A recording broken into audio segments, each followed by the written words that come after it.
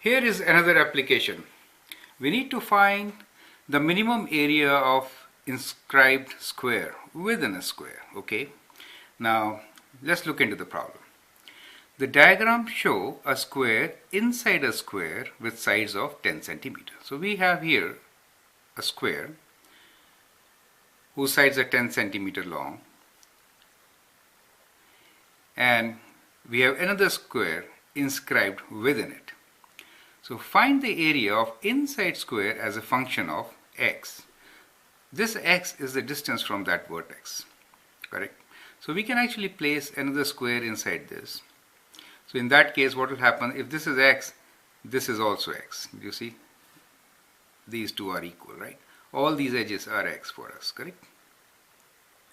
These are all x. Let me put like this: x, x, x, and x. Okay. So you can like kind of rotate a square. You can have a square like this, right? So at different instances of time, x could be in different places here. So we need to find area of inside square, that means this square, as a function of the value of this x. That's part A. In part B, we need to find domain and range of this area. Correct. Now, to understand the problem, what we should do is, we can start with domain and range of this area in a different way.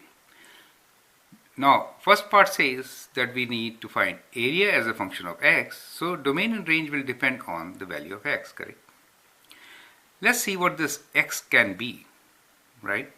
So x could be 0 when it is here and can be 10 when it is there, correct? So we can say x is greater than equal to 0 but less than equal to 10 centimeter, right? If x is 0, then think this triangle here will be like kind of, it'll come like this, right? And overlap, correct? In that case, the area of inside triangle will be how much? 100, 10 times 10, correct? As the area of the biggest square, correct? So maximum area could be 100. So we find that in that case, maximum area is equals to 100, correct? I'm not writing centimeter and centimeter square at present, but when we write a word statement in the answer, we should mention the units. Right. Now as x moves, we get a square like this, which is smaller in area, of course, because that much of area is missing. Do you see that? Now as it moves midway, then it will have some area, and as it moves other side of the midway, its area will be as it was in the previous cases. And in any case, as x moves to 10, again, this square will, like this edge now, will coincide with that. And we will have a big square within a big square, both of same area, and the area will be 10 times 10. So the maximum area is known to us, which is 100 centimeters square. Is that okay? Now, let's find first the function area of inside square within this. What is the area of a square? It is side square, right? So say area equals to side square. Now side, let us say this side is s, correct, of this square. Now all the sides will be s. This is also s, is it okay? And the area will be side square. Now we don't know what s is. To get the value of s as a function of x, what we can do is we can use this strategy. See, square forms right angles, correct? Now as the side is 10, so what is this much size? From here to here. That should be 10, take away x. So it is 10 minus x. Is that okay? So we know this is a right angle triangle in which this side is 10 minus x and the base is x. And hypotenuse should be how much? Well, you know, s square, which is the hypotenuse of this triangle, will be this square plus this square, right? So we can write this as x square plus 10 minus x whole square, correct?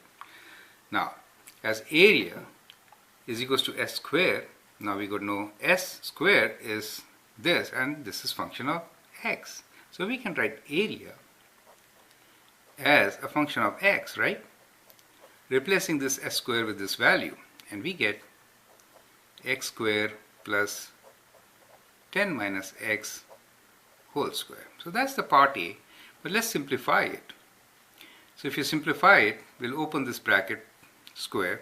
So that means a square minus 2ab plus b square is what we are going to use. You can write 10 minus x times 10 minus x and then expand it. Well, so 100 square is 100 minus 2 times ab is 2 times 10 times x, which is 20x plus x square. So we got 2x's here. So we'll combine these two terms. These are the like terms. Then minus 20x plus 100. So that's the area of inside square as a function of x. Correct? Now, domain here is the value of x. Correct? So part A is done for us. Is it okay? Now let's do part B. That is domain and range of this area. Correct? So domain is all possible values of x. As we have seen here, x could be at that point where x is 0, and the inside square coincides with the outside square and can go maximum to 10. Therefore, we say x belongs to real numbers where x is greater than or equal to 0 and less than or equal to 10. Is it okay? Now range. To find range, we need to find the maximum and the minimum area. We know our boundary condition of x. And from here, because a square is inscribed within another square, we know maximum is how much? Right? Maximum is how much for us? Maximum is the area of the outer square, right? Which is equals to 10 times 10, which is 100 for us, right? Now, how about the minimum? To find the minimum, let's have a look at our function once again.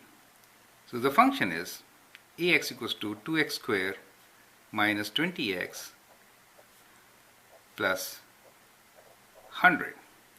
Now, here we can use one of the two strategies.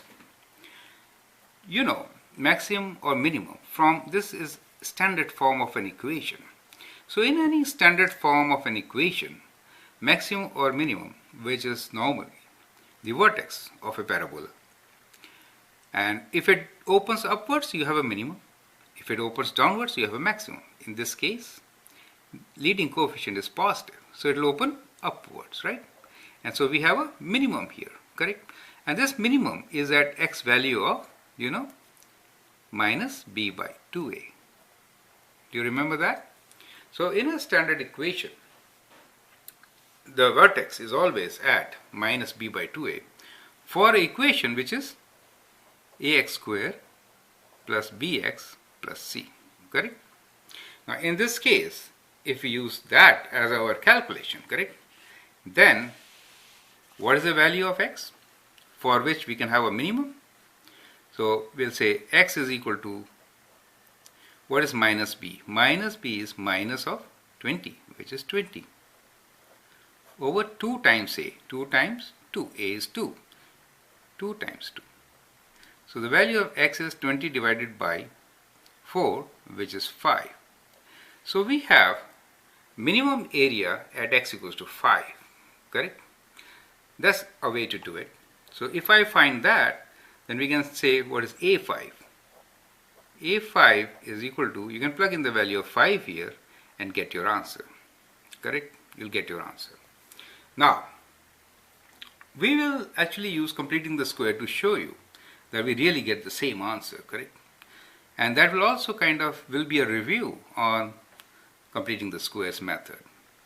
Well, I want you to understand both ways and also master completing the squares. And how do we complete the squares? We consider these two terms and take the factor out leading coefficient. Leading coefficient is 2. So when I factor out leading coefficient from these terms, we get x squared minus 10x plus 100, correct? We'll keep it outside. Now here we'll do half of minus 10, add and subtract its square. So it is to make it a perfect square, right? So half of 10 is 5, and we'll add and subtract its square, correct? Plus 100, which is equal to, now these three terms here form a perfect square. X minus 5 whole square, correct? And then we are left with minus 25 plus 100. Now we can open the bracket and we get 2 times x minus 5 whole square minus 50 plus 100, which we can solve as x minus 5 whole square minus 50 plus 100 is plus 50. Do you see that? Now, this is in vertex form, correct? And for what value of x do we have a minimum value? For x equals to 5, right? And what is the minimum value? 50, right? So we get this is the minimum value, right? And at x equals to 5, same result we got, minus b by 2a. So it's good to know, in case you have to get the answer immediately, you can always apply x equals to minus 2a and find out the point of vertex, correct? Now we can write the range. Therefore, we can write range is y belongs to real numbers where y, this is the minimum value, right, is greater than or equal to 50 and less than or equal to 100, because 100 was our maximum value. Is it okay? So that's our answer. So we know that the minimum area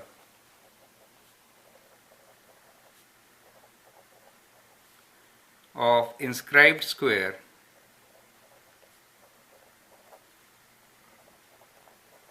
equals to 50 centimeters square. How about the maximum area? Maximum area will be 100 centimeters square, correct?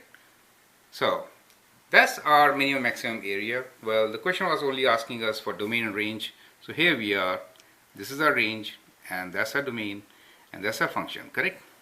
Okay, I hope you understand how to tackle these problems and do it in different ways. We could do completing the squares, and we could straight away use the formula x equals to minus b over 2a to get the minimum value in this case, correct? Thank you. You can review this if there is any doubt. Thanks.